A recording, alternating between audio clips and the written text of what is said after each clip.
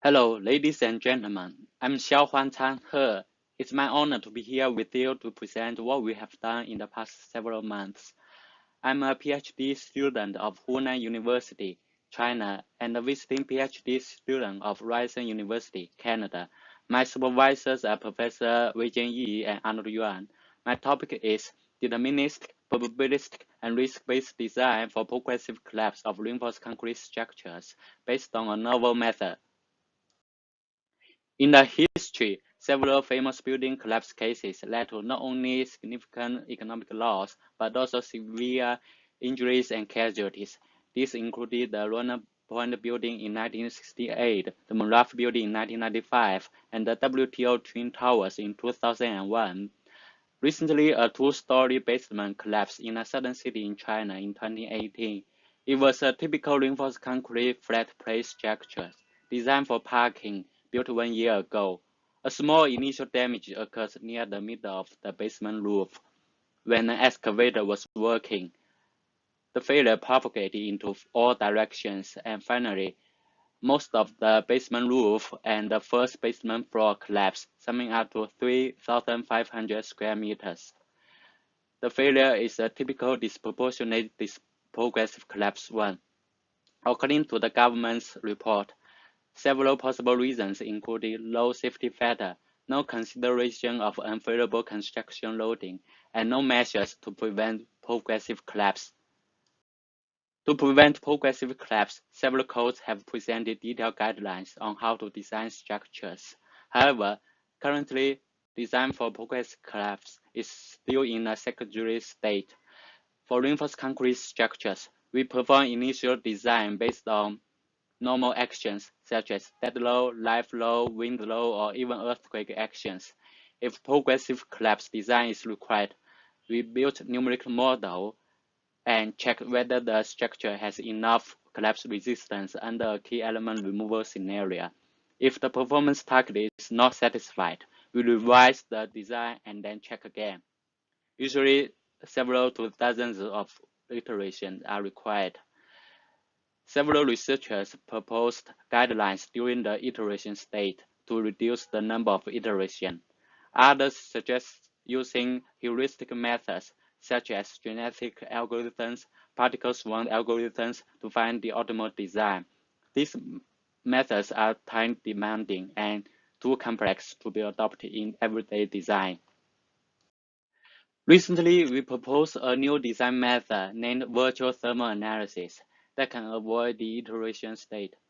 Basically, we used softer material under thermal condition to represent the amount of material. Let's take the one bar structure, for example. The bar structure is supposed to sustain a vertical load P with allowable displacement delta. The only design parameter is the sectional area A.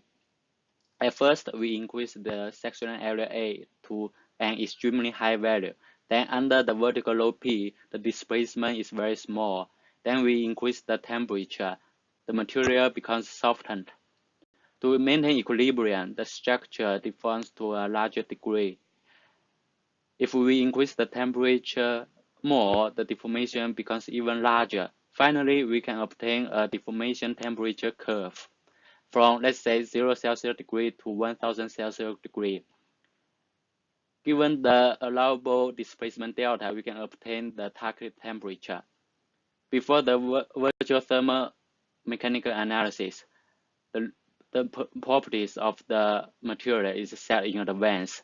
The constitutional curve is scaled to a factor determined by the sectional area to the extremely high value.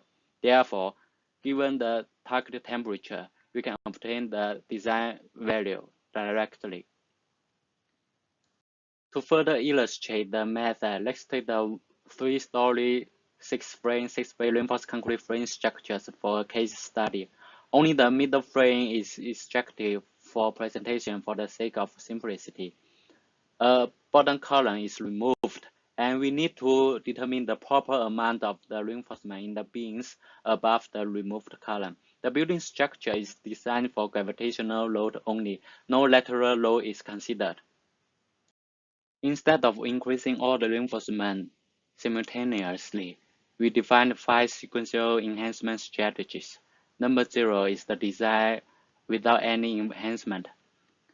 There's no rebar at the middle top, and the reinforcement amount at the bottom ends are smaller than that at the bottom middle. For convenience, we categorize the reinforcement into 6 regions: 1, 2, 3, 4, 5, 6. At enhancement strategy 1, we increase the reinforcement in region 2 to be the same as the region 1 and 3. At enhancement strategy 2, we increase the reinforcement amount at region 4 and 6 to be the same as the region 5. At enhancement strategy 3, we increase the reinforcement at the top to be the same as the bottom. Both are 3 rebars.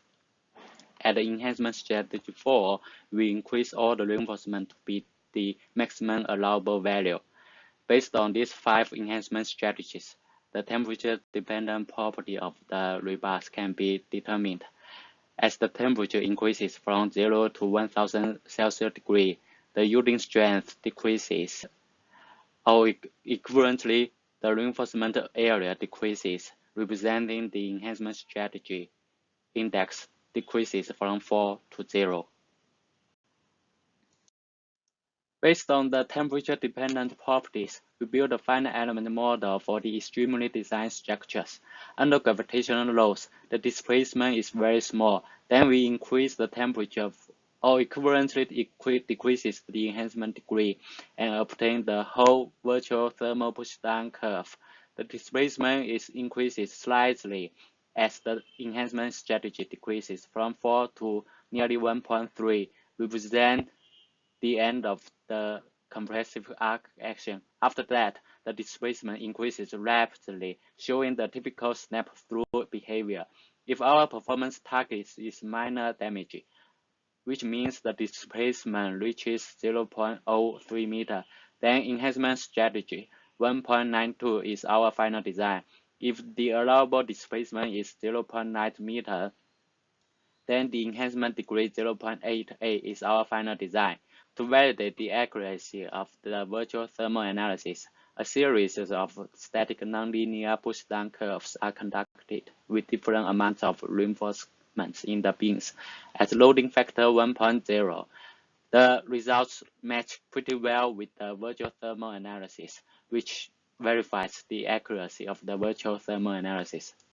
In brief, using the new method to design structures for progressive collapse, there are several steps.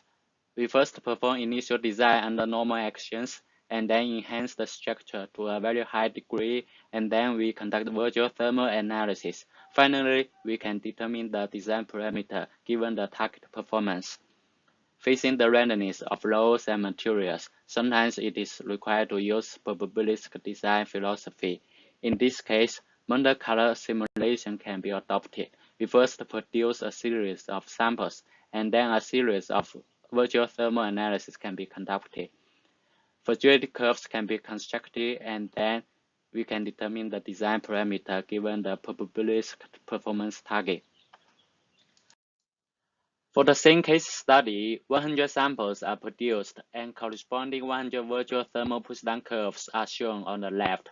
Based on these curves, we constructed the fragility curves with enhancement degree for 3 damaged states: minor damage, extensive damage, and total collapse. If our performance target is damage degree 1 with 16% failure probability, then a horizontal line is drawn on the figure, and the enhancement strategy can be determined rightly.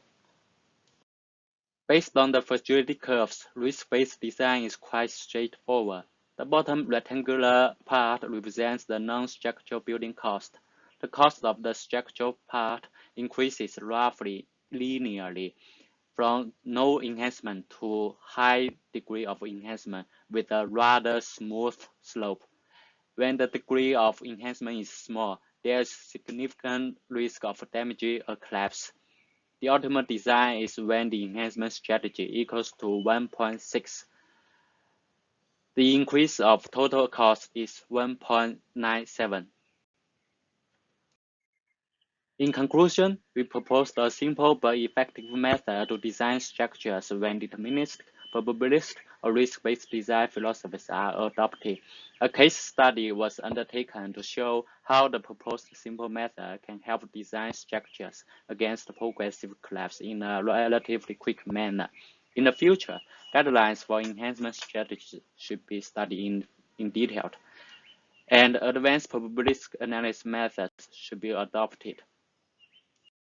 Thank you very much for listening.